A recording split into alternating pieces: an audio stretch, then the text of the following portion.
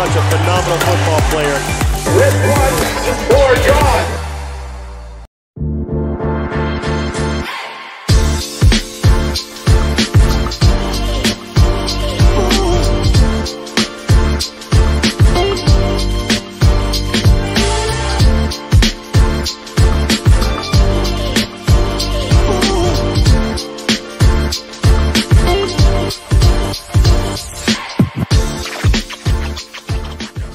Hi everybody, welcome back to Nuggets Europe.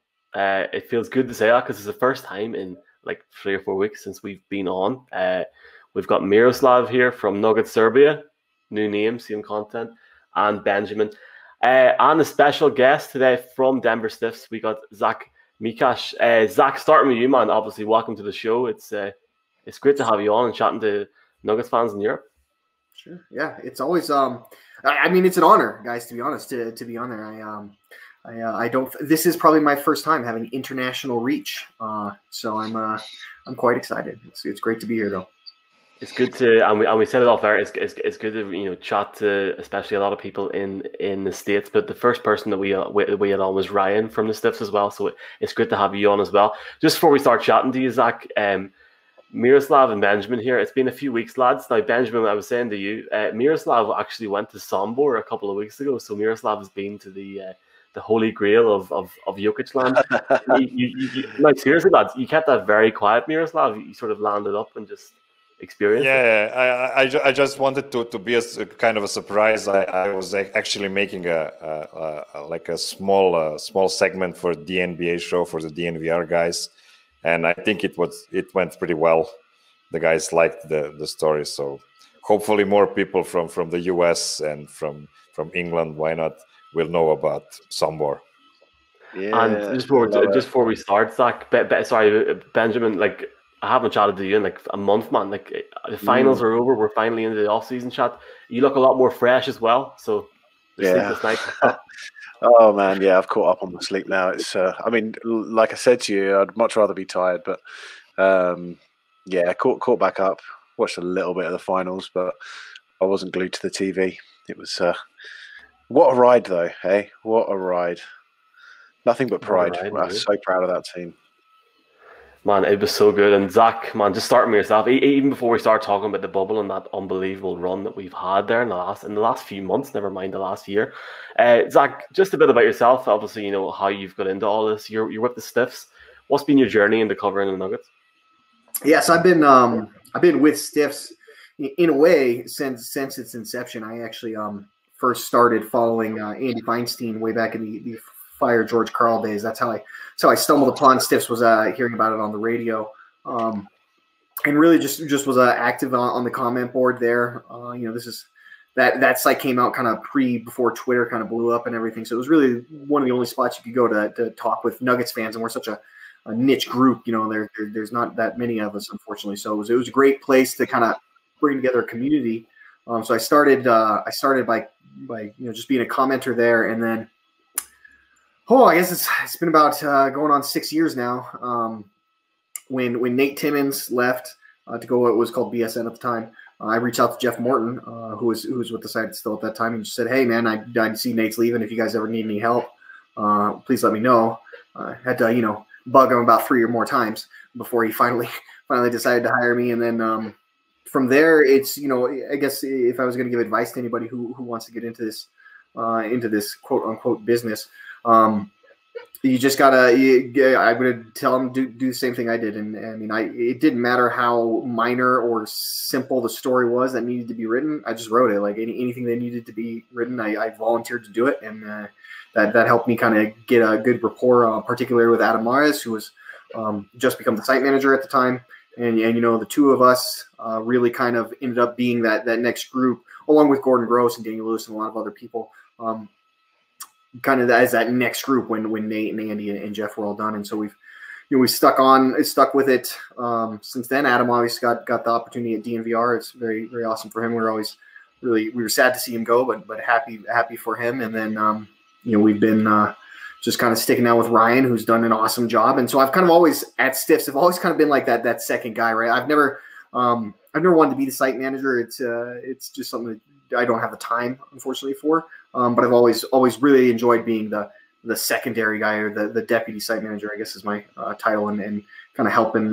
It's interesting. It's changed from where with Adam it was, he was so entrenched in everything.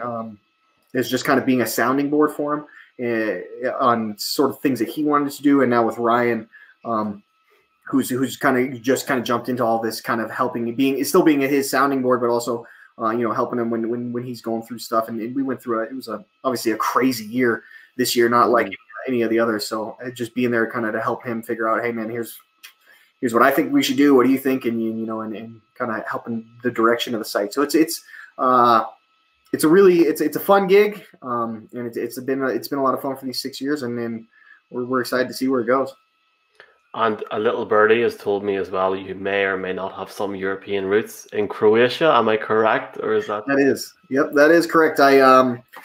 So my family specifically, my direct lineage would be my great grandfather came from Croatia back in the early 1900s. Like most people, like most Balkans, immediately went to Chicago. And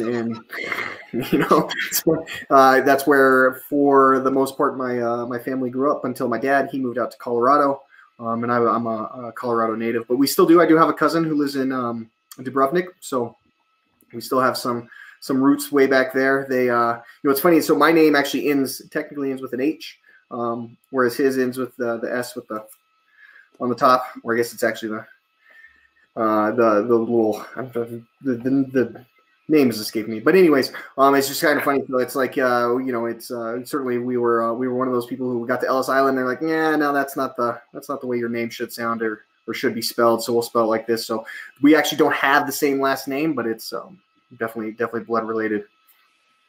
Yeah, there's a big contingent of Nuggets fans, and I'm being completely serious. Obviously in the UK and Ireland and stuff, but over in Eastern Europe, Zach and Miroslav will tell you here, it's definitely interesting, Miroslav. There's a lot of Nuggets fans. Yeah, I actually have to send you the best regards from my colleague Mislav Chuk. He's a guy from Croatia working for Nuggets Serbia. It's a great opportunity for me to meet somebody who has almost the same first and last name like mine. I'm Miroslav Chuk and he's Mislav Chuk, which is completely crazy. And he sends his best regards to the Ice Cave Man, right? Yeah, that's right. Yeah, all right. Yeah, awesome. I didn't even realize we had ice caves in Croatia, but apparently. Actually, the ice cave, I don't know if I have the liberty to say where is his ice cave. I will let him discover that to everybody when he's ready to do it. Fair enough. I don't have the liberty to do it right now. Okay, first basketball related question. You made a really, really good story on Gary Harris a couple of days ago for the Denver Stiffs, the full breakdown of his season, the full breakdown of his bubble games, where he came late and helped Nuggets defeat Utah Jazz, and then had some really great games after that. But the reality now is that Gary Harris is again in the trade talks, just like the last two trade deadlines. What do you think at this moment is his trade value? What would Denver get for Gary Harris at this moment? And if he doesn't get dealt again, what would be his role in the Nuggets team for the next season? Yeah, it's sort of a conundrum right now for the Nuggets, because what's his value? Probably not much, right? In fact, I think if you were just trying to trade Gary Harris straight up by himself, I don't know that you're not giving somebody a second round, maybe even a first round pick just to take that contract. Because the unfortunate part for Gary was he had obviously it was a huge turning point for the Nuggets against the Jazz with his defense on Donovan Mitchell. He was really good in that Clippers series as well. Had some big games, like you said, but the Lakers series, not so much, right? It wasn't that great for him. He kind of disappeared, and with the Lakers not having really dynamic scoring guards or even wings outside of LeBron James, there wasn't as much of a need for Gary Harris because he's obviously too undersized to defend LeBron, and so he's on Danny Green or Alex Caruso or something. So his talents were kind of hidden, if you will, because there wasn't as big of a need for him against the Lakers, and he unfortunately was not able to shore up the offensive end, which has been a struggle for Gary for a couple of years now. So I think that Lakers series probably did some damage to his value. Like if the Nuggets had beaten the let's say they beat the Jazz and then they lose to the Clippers in Game 7, I think Gary Harris's value is probably a lot higher than where it ends up after that Lakers series. So I don't know that he's going to be worth a ton in the trade market. Now, that being said, he's one of the few salaries of consequence that the Nuggets have. So they're going to try, if they're going to try and make some trades for anybody on Drew Holiday or whoever, Victor Oladipo, whichever way you want to go, they're going to have to probably put Gary in there because it's either him or Will Barton. Those are really their only notable salaries outside of Jokic and Murray, who of course they're not trading. So he's kind of in this weird spot where it's like, well, his value's not that high, but if they want to make a trade, he's almost has to be involved. So that makes me tend to think that, I mean, I've heard a lot about the Nuggets really wanting to upgrade some spots. So I think they're going to be aggressive in the trade market, but I don't know that Gary actually gets traded. I think he's a guy that, it seems to me, Will Barton, a guy who's got probably some more value per dollar right now, is the guy you're going to go with, or teams would be more interested in. I think Gary Harris is a guy who maybe is a tougher sell. So I could definitely see him back on the team next year. Where he fits, I mean, I would assume he slots back in at starting shooting guard because you're probably playing Jeremy Grant and Michael Porter Jr. at your forwards with Jokic at center and obviously Murray at point guard. So I think if you've got Michael Porter Jr. in there and he makes that the progression that everybody thinks he will, you don't need a ton of scoring, especially out on the wings with Murray and Porter. So you can kind of deal with the fact that Gary Harris is really just a defensive specialist. Now, it stinks to pay a defensive specialist $19 million a year, but that is what it is. That contract's already that ink is already dry. So I could see him definitely back next year, and I think he's still probably your starting two guard. And it's maybe just something that Nuggets fans in general are just going to have to understand. Like he is not going to be the third star of this team like we originally thought he would be when he signed that contract. He's going to be an elite defender and a role player. And yes, he's going to be overpriced, but like I said, it is what it is. So I kind of feel like that's more of the same from Gary is probably what we're most likely going to see more than anything. Okay, Benji, how do you feel? What is the future for the Mr. Nugget, Gary Harris? Yeah, I completely agree. I think I just want to see some of those floaters go down. You know, like there was a time back a few years ago where I was really confident when Gary Harris was driving through the lane and he was floating those balls up, and now I feel like he doesn't have the confidence in that shot, and I think there's been quite a lot made of things like that. You know, he seems like quite. I mean, I don't know, but he seems like quite an emotional guy, and I feel like that sort of stuff might get in his head, and in certain ways. Yeah, he obviously had an impact in the Jazz series and in the Clippers series defensively. A couple of good shooting performances as well. He's one of those players that I think we are, you know, like you say, for him to come back, I don't think would be too big of an issue for me because with the scoring that we've got on the court, you know, we need to have some defense as well. His perimeter defense is, you know, second to none on that team. So, yeah, I think it balances out quite nicely. I just, you know, my biggest concern is where we progress. The West is getting stronger and stronger and stronger, and you know, we've got teams like Dallas who are going to get stronger next year. Golden State coming back who are going to be a threat. Where do we then progress to make our team go from the level it's at now to a team where we're not just sitting in and around that level. We are, we're now being taken very seriously as a team that could come away with it all. You know, Gary Harris, yeah, I completely agree with everything that you've said, Zach. I think his defensive abilities will slot in quite nicely with the rest of that team, especially if you've got three offensive guns like Murray, MPJ, and Jokic. So, okay, Zach, tell me, another great article you made several days ago was the 5 trade ideas for the Nuggets, and of course the first one was for Drew Holiday. I actually listened to you and Gordon Gross on Mortcast with Jeff Morton, where you said that you're really confident that Nuggets could go all in for Drew Holiday this time, especially because he has only one year of his deal in New Orleans at this moment, and another one with a player option.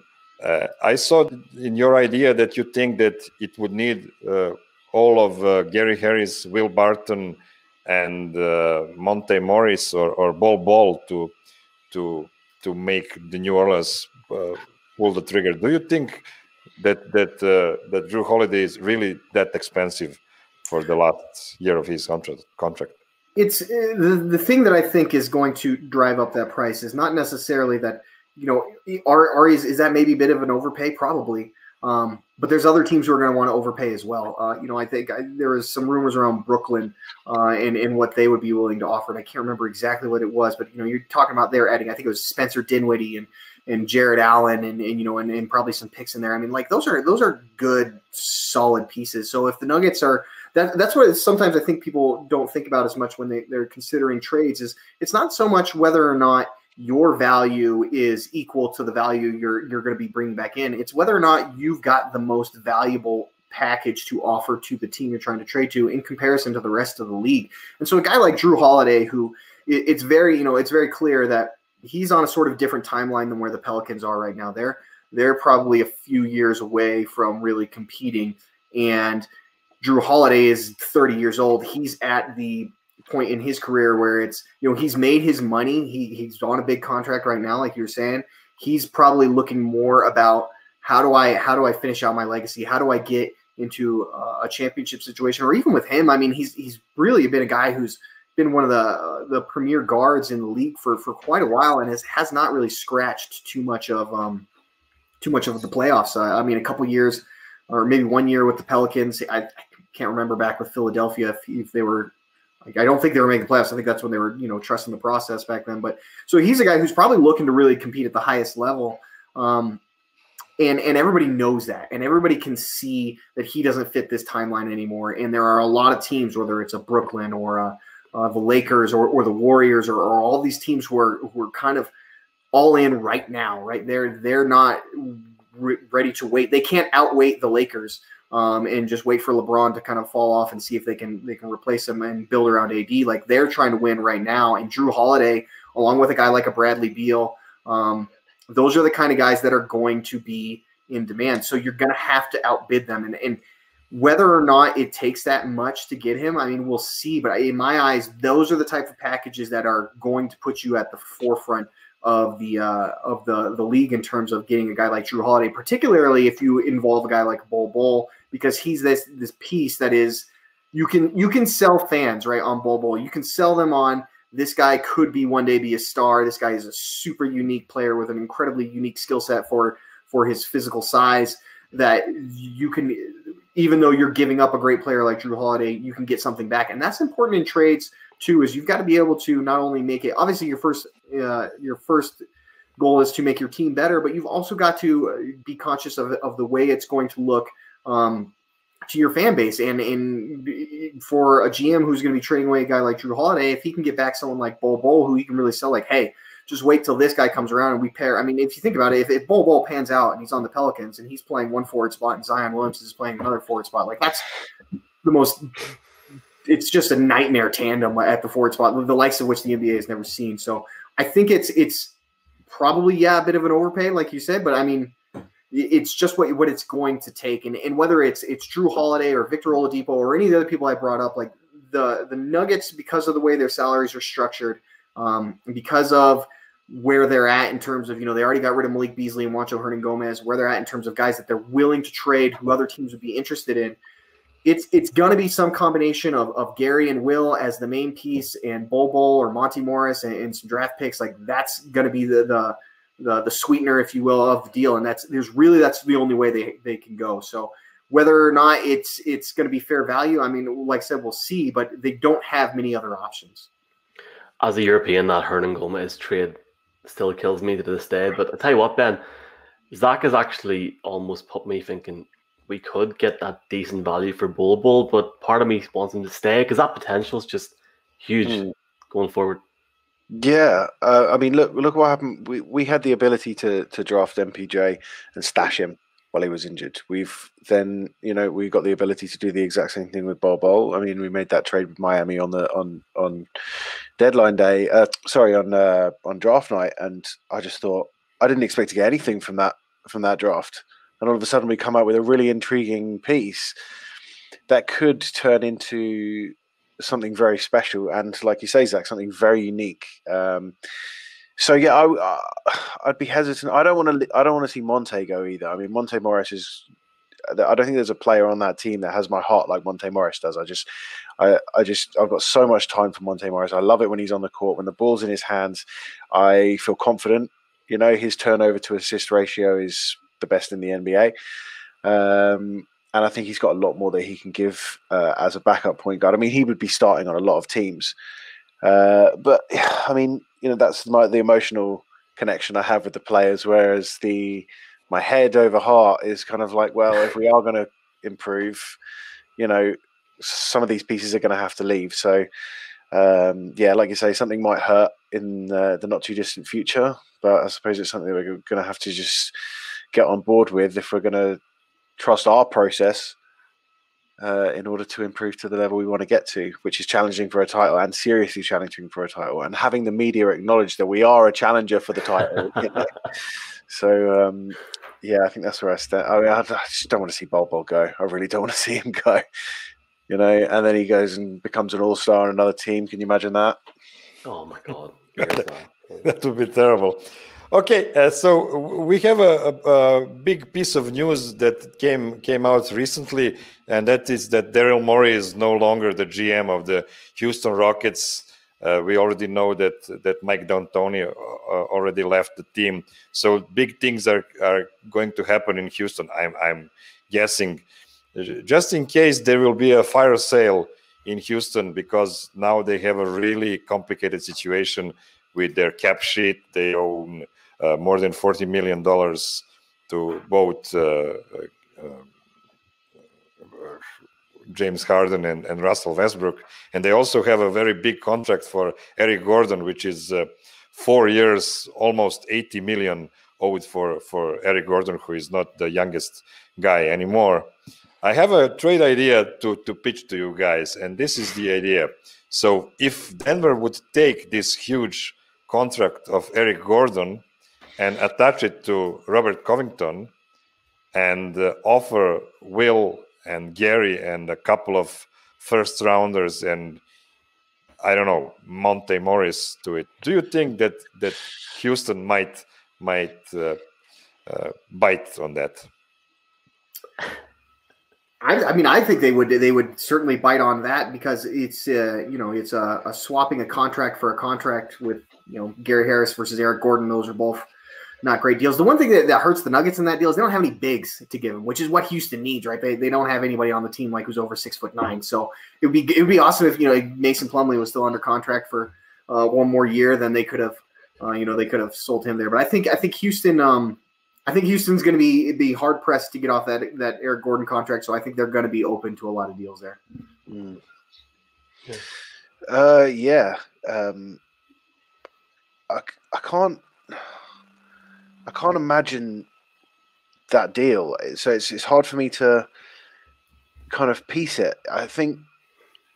I don't know. I think Eric Gordon has proved this season. My biggest thing with Eric Gordon throughout his entire career has been, can he stay healthy? Yeah. And I mean, there's no denying he's an incredible shooter of the basketball. He shoots the ball really, really well.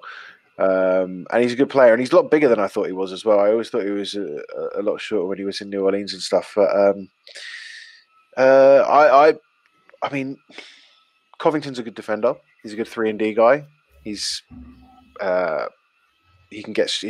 streaky player as well. He can get hot, and when he gets hot, he can shoot the ball really well.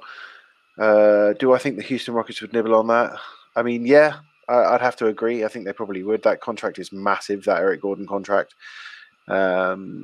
Especially, like I say, to give that contract to somebody who is so injury prone or has been so injury prone over his career. But he's proved this year that he can stay healthy. So yeah, I would probably say, I would think that they would nibble on that for sure. I just want to be like, let's just be prudent. Let's just tie down Jeremy Grant. Let's draft somebody nice, and let's just take it easy. Miroslav, I don't want to jump into your questions, but I know with the timing and stuff, I hope you don't mind, guys. I just wanted to ask you all a question, starting with yourself, Zach. The NBA season's due to start in January the 18th. Zach, you've seen, as somebody living in Colorado, the issues that not just the Broncos have, but different teams are having with COVID-19. do you think the NBA season will start on time? Like, how do you think it might work? Because at the minute, for me, I just can't see how they're going to get fans in the Pepsi Center. And obviously, as well, Miroslav and Ben, just give your thoughts after. But just your thoughts, Zach, on that. Yeah, I mean, I think they'll definitely probably if the 18th ends up being the day. I think whenever that start happens, and lots could happen over winter. That could maybe change things. With particularly in America with the way the coronavirus is being handled. Obviously, there's a lot in flux right now in the country that will be, especially in the next couple of weeks. So we'll see how that goes. I won't get into it any more than that. But I think, though, for the NBA, it's a bit easier than with the NFL or really with football in general. There's so much preparation that goes into just playing one game in football, whereas NBA, they play multiple games a week.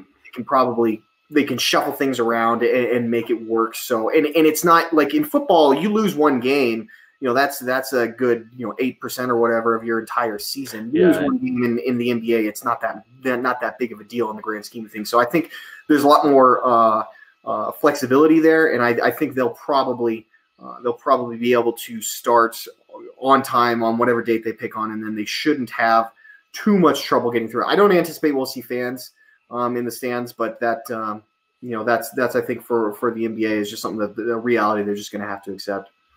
And Benjamin, a different trip then in 2022 for me and you to Denver then, so another year of no. Yeah, I mean, do you know, it was quite. I remember when I booked those tickets to come out for the first round of the playoffs.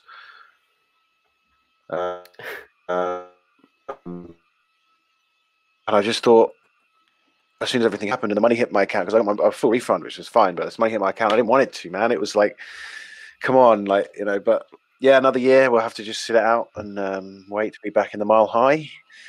But, I mean, look, as I say, I don't know as well as like Zach obviously would being there, how they're going to manage to do it. But if one thing's should be, clear now is that Adam Silver and the NBA, if they need to find a way to do something, they're going to do it, and they did such an incredible job with the bubble.